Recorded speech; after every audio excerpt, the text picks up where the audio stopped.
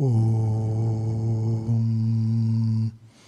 Om Sahana Vavatu Sahano Bhunaktu Sahaviryam Karavavahai Tejasvinavadhitamastu ma vidvisha vahai. Om Shanti Shanti Shanti.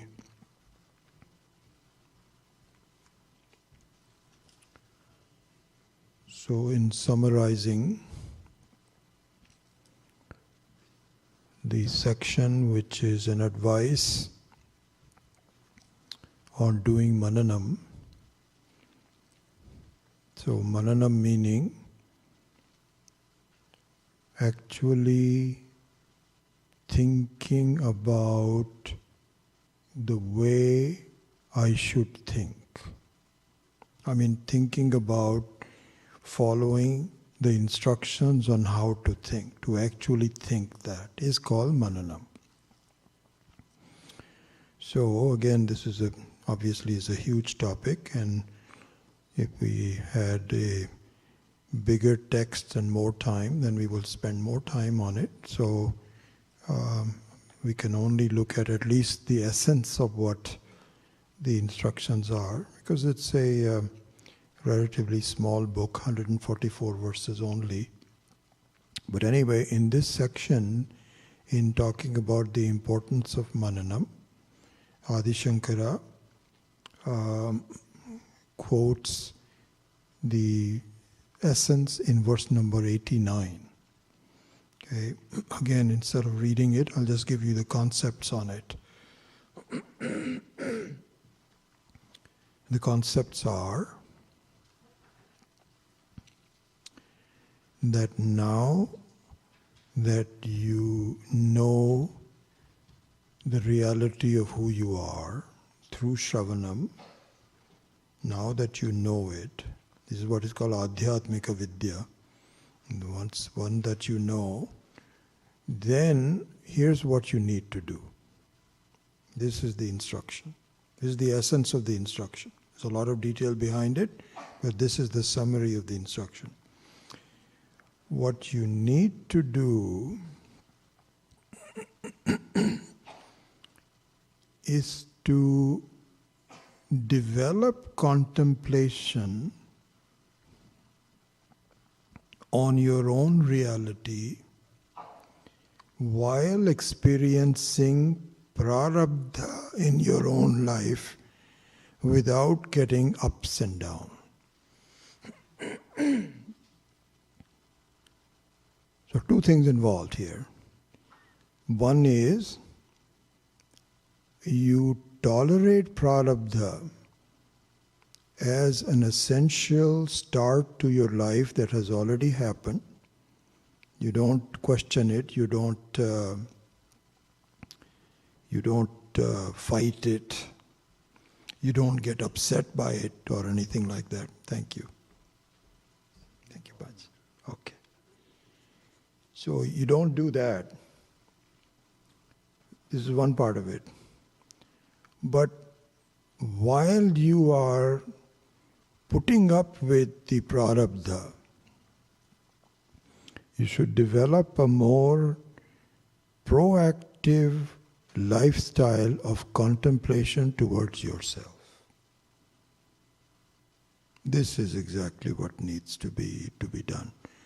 And so what it really essentially means is that you need to develop a viveka, a distinction between what is necessary to be done in your life and what is not necessary, and you are just doing it because of your vasanas. That distinction we need to make. That buddhi we need to make. That is the viveka, which is at the back of the vichara.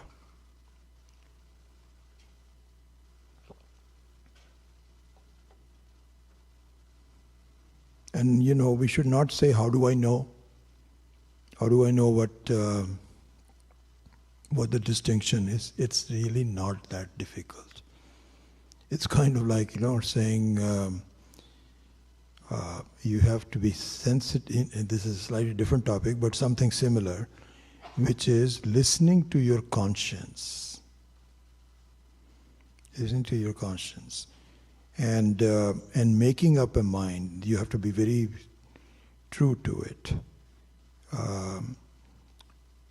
Like that Swamiji was saying, although I think he talked about 3 samosas, I wouldn't go that far. I'll probably stop at 1. He talked about 5. But I think the issue is that you make up your mind. Not make up your mind, your conscience will tell you, enjoy the samosa, but don't have too many of them. This is your conscience. And then you have, this is the problem, I tell you, in our life. If we have to buy everything with our own money, then we will probably stop at only 1 samosa. But you go to these parties where there is a tray of samosas and a tray of hara bara kebab, and God knows so many things. And all the tendencies that Swami Viditatmana was talking about, the greed, the for the Manushya Loka comes through. And you say, I can have, once in a while I can have it. What you don't realize is you're having a party every day. It's not once in a while. So really listening to one's conscience, the conscience is a good guide. It will say, don't do that. Inside. But you suppress it. It says, shut up. I'm the boss, let me do it on the way my own. Listen to your conscience is actually Parameshwara. It is actually the Antaryami. This is discussed in great detail in the Brahma Sutra. The Brahma Sutra, Brahma Sutra is actually a very interesting text by Vyasa, by Badarayana, where it is the Supreme Court of all decisions in Vedanta and life. And the way the Supreme Court works is, any court that works is, you have both Purva Paksha and Siddhanta. So you have lawyers arguing 2 different viewpoints. Yes, we should stop abortion. No, we should let women make their own decision. There are 2 different viewpoints. Now the human courts are very flawed. It depends on who appointed you. Are you a Democrat or you? So they don't have really a final good answer. This is kind of like a politically acceptable answer. But in the court of Ishvara, there's no such imperfection.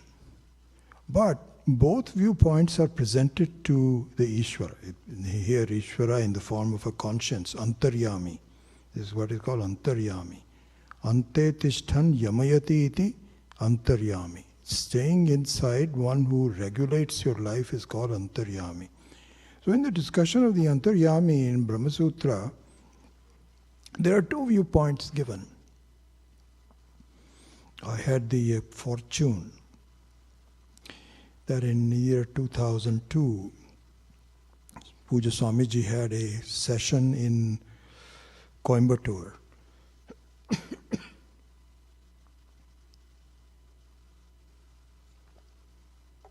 And in this session at Coimbatore, it was open mostly, not exclusively, mostly to Swamis. And people like myself that had completed a course with him but were not Swamis were also invited. So I had a chance to go there. And Swamiji had taken a section of Brahma Sutra, and this happened to be the section discussing Antaryamitvam. So this is the year 2002. Very fortunate to really get a very in-depth exposure to this one. So in that section, the Antaryami is argued by two viewpoints. One set of lawyers which says this, one set of lawyers that says that. What are the two sets of lawyers? One set of lawyers says that this conscience that we talk of is individual to each human being. Individual. This is called Jiva Shrishti. The other set of court that said no, not Jiva Shrishti, this is Ishvara Shrishti. Everybody has the same conscience. Now, it's very possible that you may have certain variation of the conscience, in the sense that your situation, conscience means something that is the right way to do something. That's what conscience is. So the right way to do something could have some variation. Like for example, in the case of the Mahabharata war, that instruction to Arjuna to fight is the right thing. That is the conscience of the society and so on. In other cases, you cannot fight because there's no big conflict. You should just avoid it. Like for example, supposing you have an accident with somebody. You cannot say that Bhagavad Gita said, no, you have to fight through this thing. No. Let it go. Let it go. Don't have a road rage. Even though you were right and the other person was wrong, it is better to say, this is what happened to me. I just bought a brand new car and I was backing out of my parking lot, and as I was just backing out, I heard a big bang in the back. Huge bang. And it was just completely, nothing happened to me, but the bumper got dumped and so on. So this other guy said, you didn't see me. I said, I had already come out and I was ready to go to the front. You came after me. He said, no, you don't. So you know what I said? Let's not argue. Okay, it's okay. He was a good, he was an educated person, but he was really getting angry. So I said, this is not going to lead anywhere. Okay, I'm not going to do that. I said, please give me your contact number, I'll give you mine, and we'll let them figure it out, whatever it is. And so it was just nuisance. I had to get it all fixed and so on. And really, it was a no fault kind of a thing. So there my conscience said, it's not worth it. I am right, they're wrong. I don't know if I can prove it, all of that. So conscience is different at different places, but the basic question still remains, which is a conscience something individualized or is it a common thing from Ishvara? The final result is given, this is the argument. If you look at the Shankara Bhashya on Brahma Sutra, this is how it is done. Both sides are argued. Then Vyasa gives the final judgment. He says, conscience is Ishvara.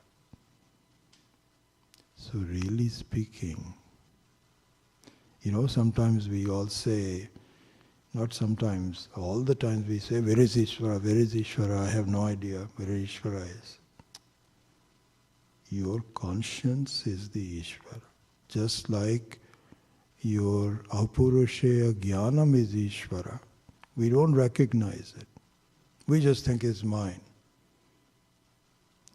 So therefore, the viveka between what needs to be done and what I want to do is not that difficult. If my life has now become where I have a family, and I have some children, and I have some grandchildren, and they need me, top priority, must be done. If you want to really make some money for the family, working, top priority, must be done. This is called prarabdha. Has nothing to do with your... But supposing you now have Everything is, your family is okay, children are okay, grandchildren are okay, money is okay, your mortgage is paid for, and so on. Now you have some discretionary time. There, the recommendation of the Shastra is start the contemplation on the reality of who you are. This is the advice given by the Shastra.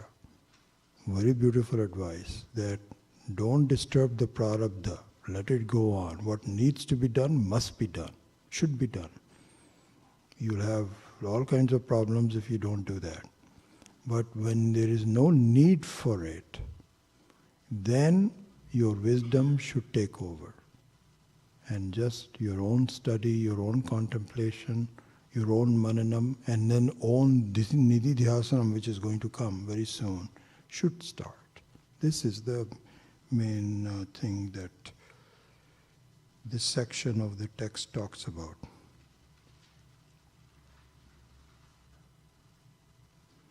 And one part of that is, and this is also a very good advice, really, and that means that look upon your experiences of your life as a bystander. Is what is called tatastha lakshanam. Tatastha lakshanam means, tata means a bank of a river is called tata. So just like on the banks of the river, you are observing the flow of the river going by. If you can do that about your life, and also do that from the standpoint of the Atma, not as a human being.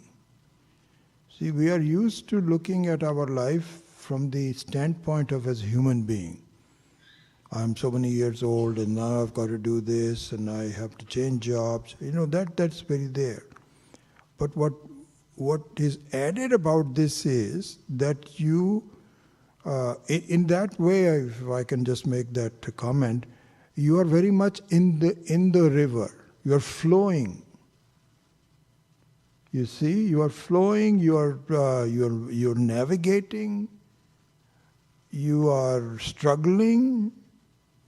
Sometimes it's you have eddy currents, sometimes it's flowing.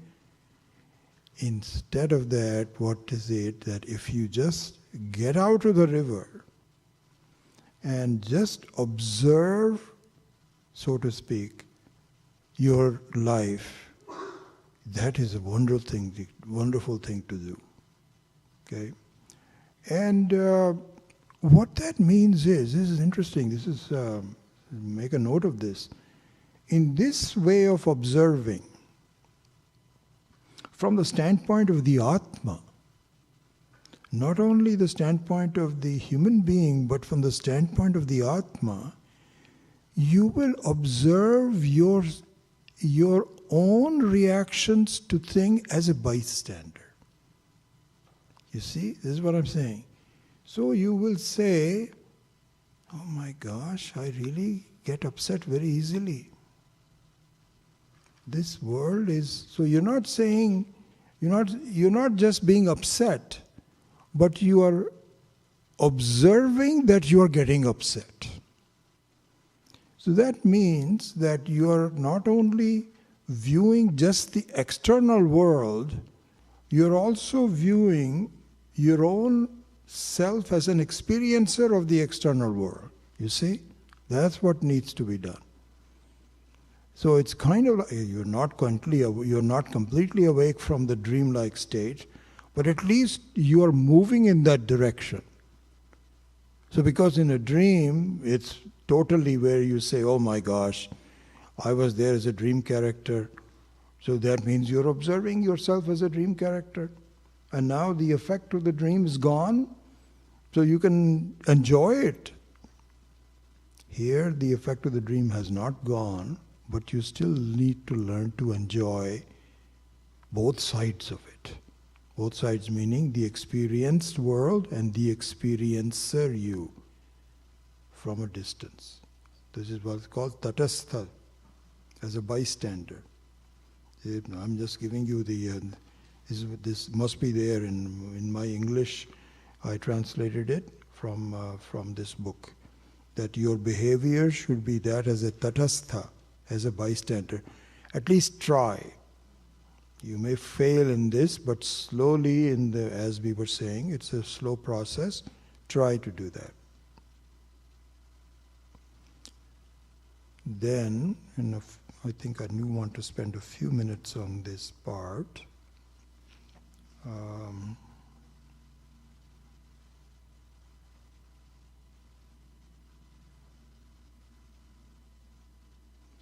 So yeah, I think at least 5 minutes of this before I go to Nididhyasanam.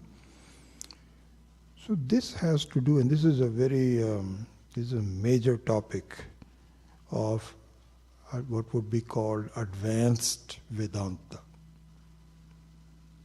Advanced Vedanta. And it's all here in this book. And this is why I was talking about this is a course for advanced students. And so this has to do with what do you mean by advanced? So the advanced part of that, and I'm just going to give you a quick introduction to it because I don't have, if we had another 10 classes, then I'll spend a little more time on it. But the quick introduction is that, and in fact I will ask a question and then try to answer it, and in the answer will come some elements of what this thought process is. So the question is, this is all from this book, from Swamiji's interpretation. Question is, does a jnani means a jivan mukta, who has really figured it all out, have prarabdha or not?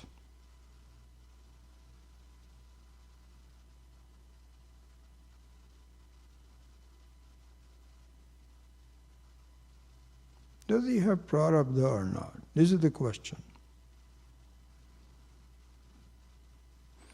So the external view is that there is, for the prarabdha, for a jnani. Because a jnani also walks around like you and I. He also gets hungry. He has to go to the restroom to relieve himself or herself. He gets hungry. He has to eat. So all the things that we observe about ajnanis also seem to be applied towards jnanis. So that means jnani has prarabdha.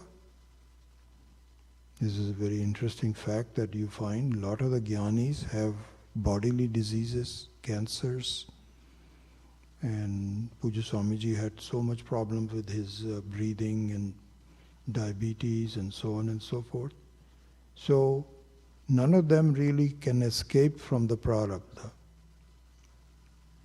And so the obvious answer to this is, yes, they have prarabdha. Shastra says no. They don't have prarabdha in the way you are looking at it.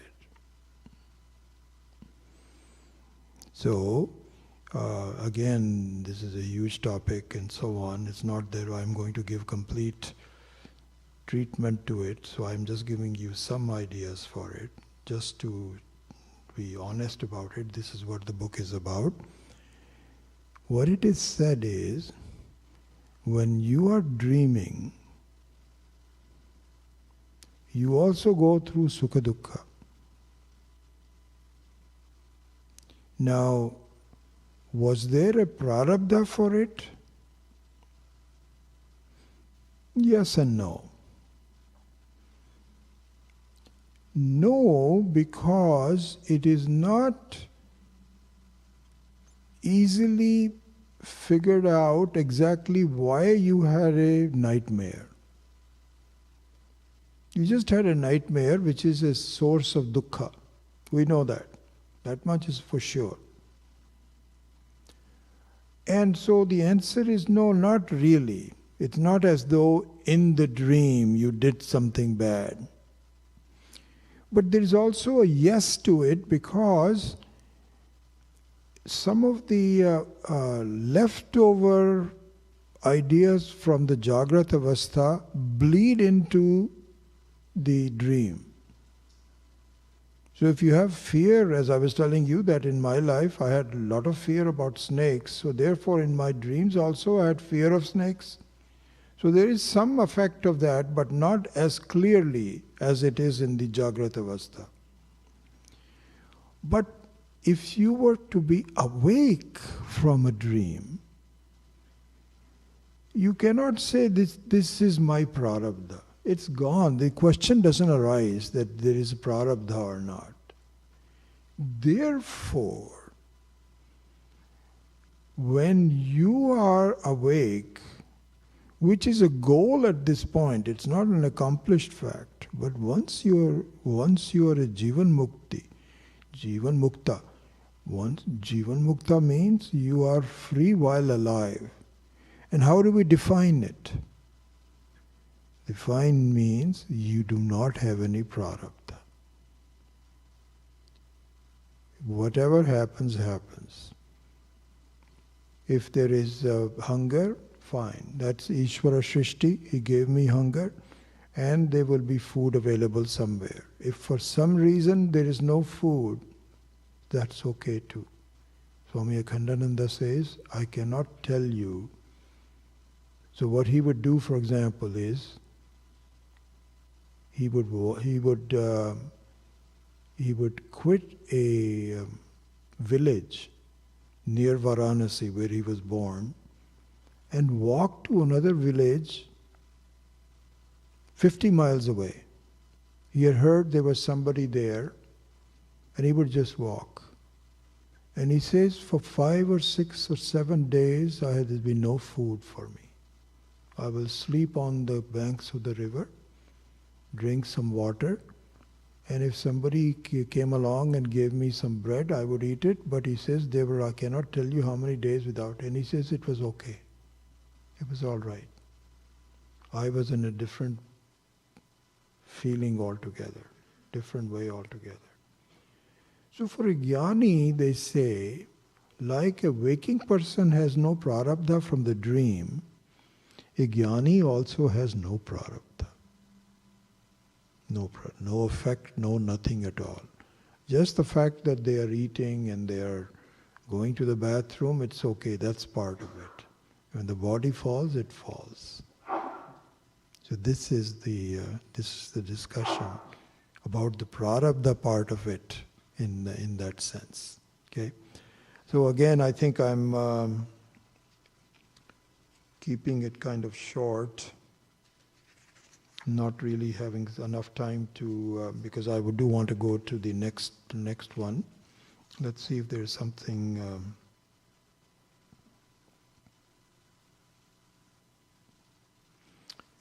All the rest of it up to verse number 99 is to substantiate this view, is to support this view. There's no new concept per se. The basic concept is that, so there were two aspects to this. Until you are a jnani, but you are in a way a jnani because you've already been introduced the subject of what Atma and Atma Viveka is. So we are partial jnanis in that sense. At that time, tolerate prarabdha and make your life contemplative about the reality of yourself, as we mentioned before. If you keep on doing it, the end of this process, when you become a Jivan Mukta, the prarabdha itself disappears. Effect of the prarabdha. People may feel that this person is walking, So our view of a jnani would be, he looked like a human being like me. What is a big thing? Swami Dayananda used to say that. He says, people have this wrong impression that somehow this is what is called realizing oneself. He was telling us, please use some different words. Don't use these words, realizing myself. Self-realization. So there is a feeling that the person who is self-realized disappears. He says, imagine if a person who is self-realized disappears, who will try to, they'll say you will immediately disappear as soon as you self-realize. Nobody will do it. Nobody wants to disappear. And secondly, who's going to teach? Only non-jnanis will teach. You cannot teach until you have some very good idea. You should be a jnani yourself. Otherwise you cannot teach. So there will be andhakara all over. This feeling that no, jnanis should just disappear is not true. They still walk around. And you don't know what they're thinking, what their thinking process is. And so if you read all these prasanga, the book by Swami Akhandananda about dozens and dozens of Swamis, how they behave, what they did, fascinating. There's no prarabdha. The end of that is no prarabdha for them. They are free while living. So that's the advice given in here. Okay, so with that, we complete an important section of Shravanam and Mananam, and now we enter into Nididhyasanam. So this section on Nididhyasanam is given in Aparokshanubhuti from verse number 100 to 124. These are the verses that goes into it, and I will try to give you a summary of all of them, so you have a good idea of how to meditate. This is essentially what it means is how to meditate exactly. Okay. So the way this was done, Adi Sankara has given 15 aspects of meditating. 15 aspects. Those are, and so these 15 aspects are an expanded view of the Ashtanga Yoga steps by Patanjali. So it's not as though it came after Patanjali, that's not the point. But the Patanjali yoga steps are meant for the samadhi of the human being. And we are not interested in a samadhi of the human being. We are interested in, so if I can paraphrase it, the Patanjali samadhi is human samadhi. Samadhi of a human being. The Vedantic samadhi is not samadhi of a human being, it is samadhi. There is no human being involved. That's long gone. It is really the nature of jnanam. So it goes much beyond that. The goals are very different. But while the goals are different, some of the steps are common. It's kind of like, there are two people that are going together and they are still passing through some cities together, and they look like they are both doing the same thing. But one person veers off into a side town and just stays there, and the other person goes on something else. So then the final steps are different, but initial steps may be the same. So therefore, these are 15 steps for samadhi, and some of them may be common with yoga. And we will point out where the commonalities are and where the differences are. So this is given in the verses 102 and 103. And there are, Adi Shankara gives 15 steps to Nididhyasanam. So Nididhyasanam means Vedantic meditation. And was there, I don't know, we may not have time. Yeah, I think I can very quickly do that.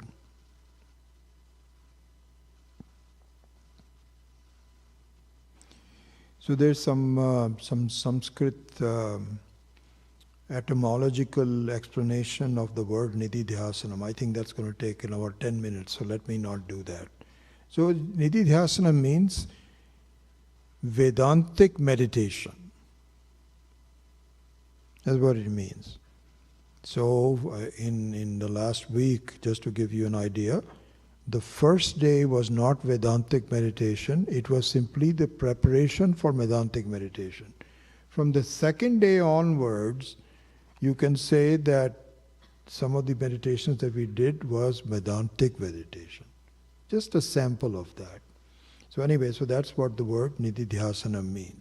This nididhyasanam has 15 steps given in verse number 102 and 103. They are yama, niyama, tyaga, mauna, desha, kala, asana, mulabandha, deha samyam, driksthiti, prana samyama, pratyahara, dharanam, atmagyanam and samadhi.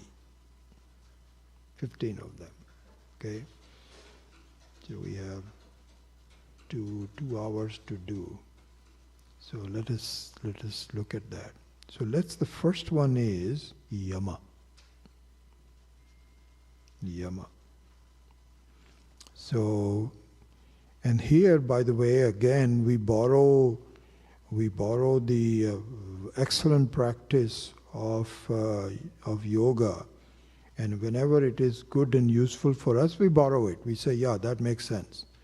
So yama in the Vedic, in the Patanjali yoga, it consists of 5 things: satya, ahimsa, aparigraha, asteya and brahmacharya.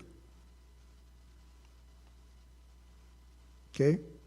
So let's go through each one of them very quickly. I won't can spend much time on this. So yama means basically the correction of problems going in the wrong direction. So, and it's very similar to that is like the diseases of the body. So there are certain diseases that are due to some things not being done right.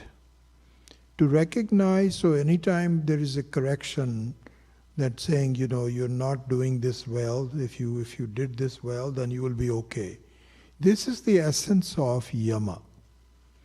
So here the scope is much larger. Out of these, satya means speaking truth, ahimsa, of not trying to injure anybody, etc., etc. Asteya means not grabbing things that don't belong to you. Brahmacharya here, just to give you a few things, brahmacharya here doesn't mean celibacy. Swami Akhandananda has made that very clear. What it means is sexual purity, not transgressing what you should not be doing. It should just, if you have married, then stay within the marriage. If you're not married, then don't have sex.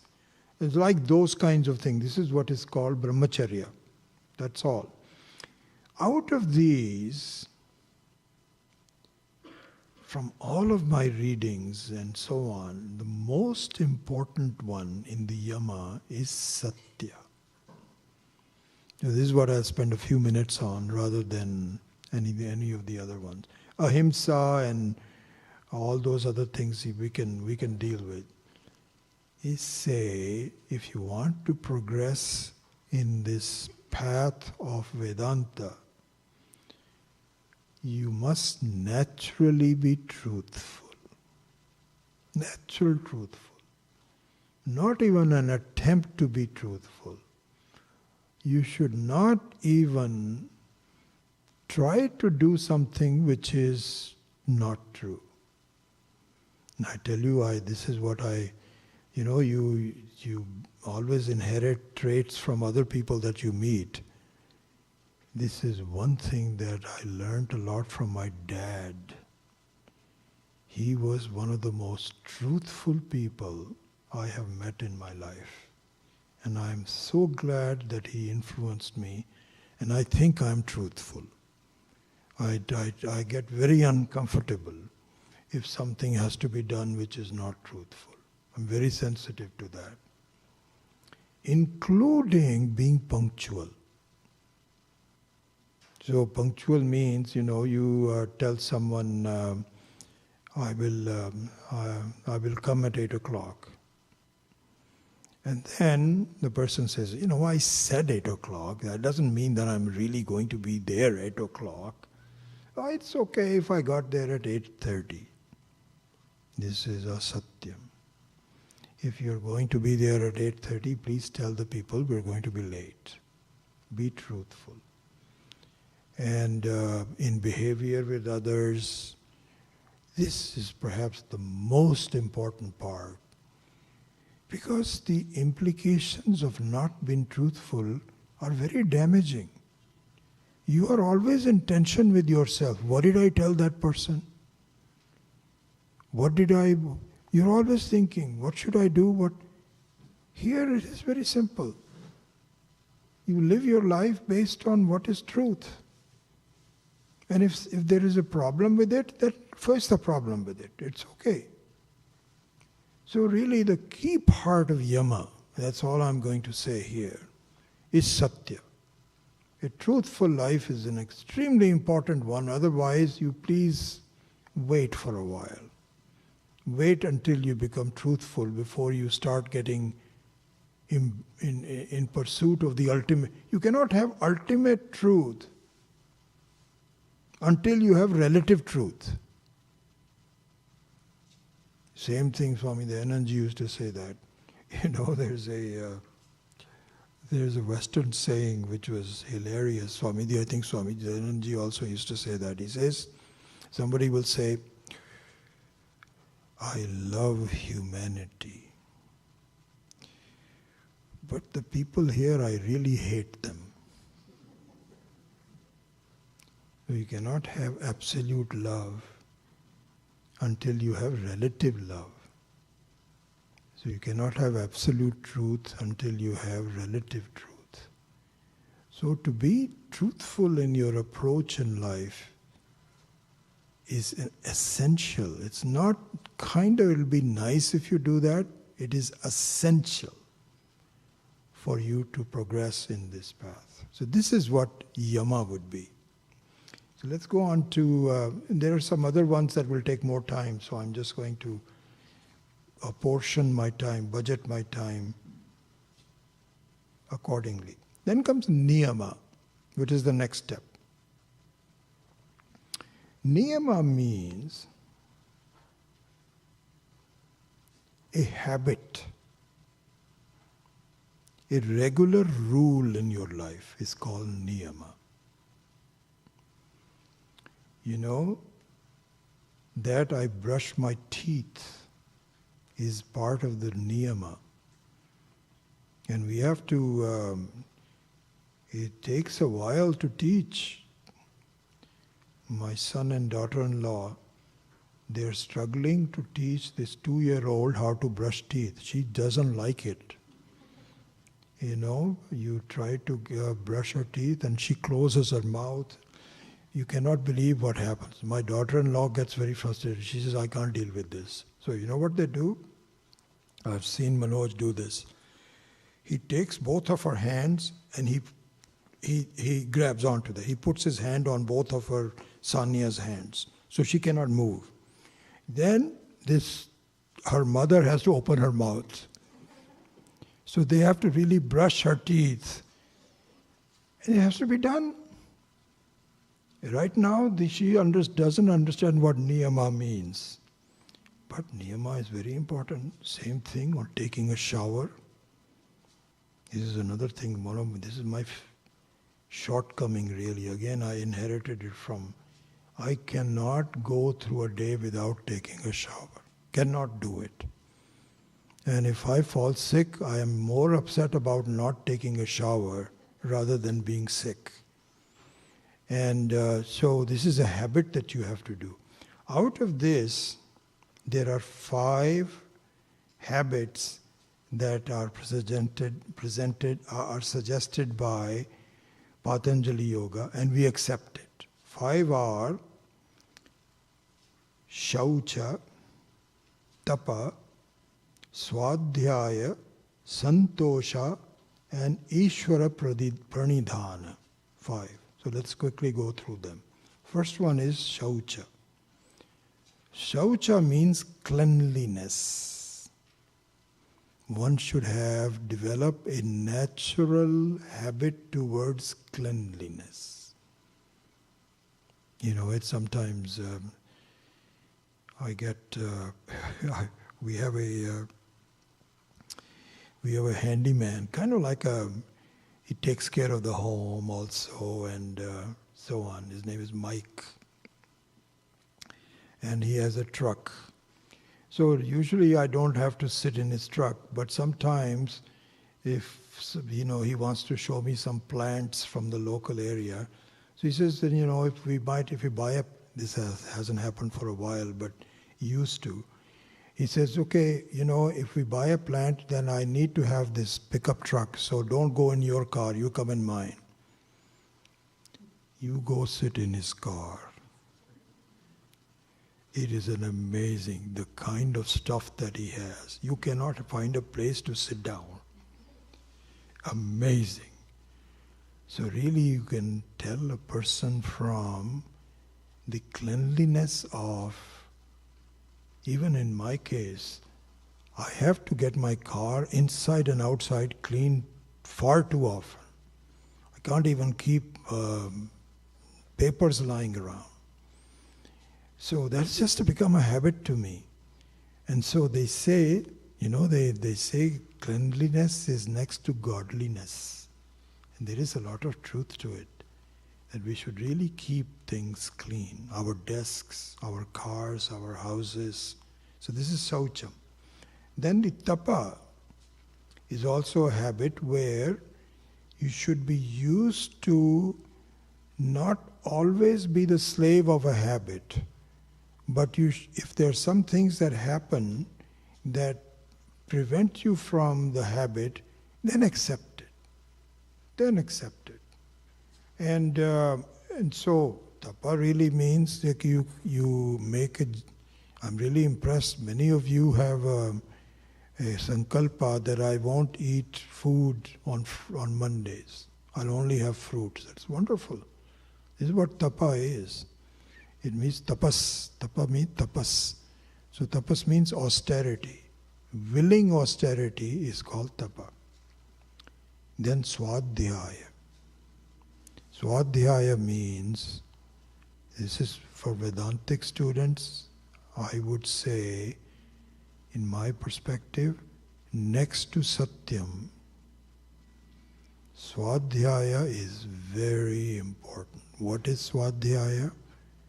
Studying some Vedantic text for some time every day is part of niyama. As it is, we get separated from it, even if we do study. But if you don't study, forget it. You're not going in the right direction. So just like we make a judgment that for half an hour I must do this. Make a sankalpa, like meditation is also a sankalpa. In addition to meditation, this is not meditation. This is study, adhyaya. This is actually learning some Vedantic text for a while, reading. It's a very important thing. Swadhyaya. Santosha. Santosha means developing a habit of being easily satisfied. Tosha means satisfaction. Santosha means totally satisfied. But it's okay.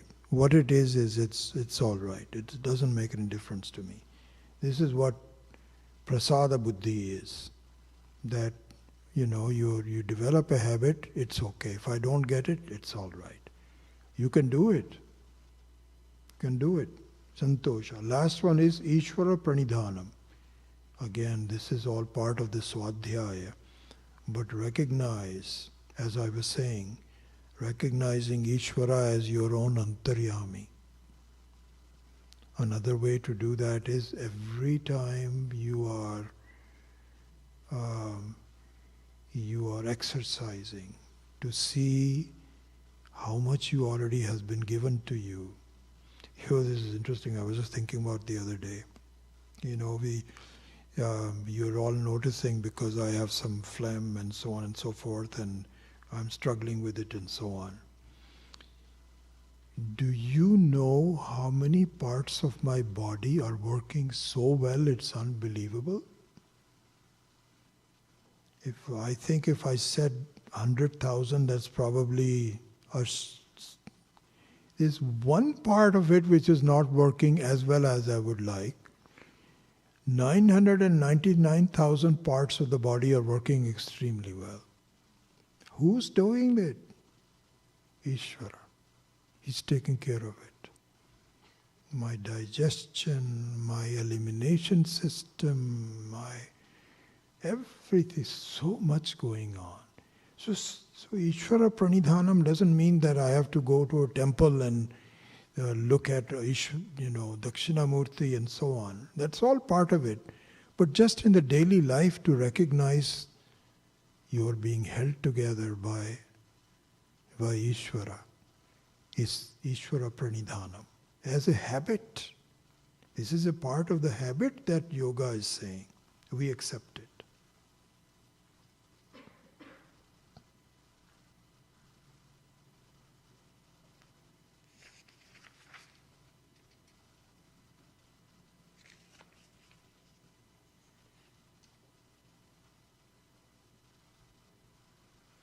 Let's see if I can, should I talk about this just a second?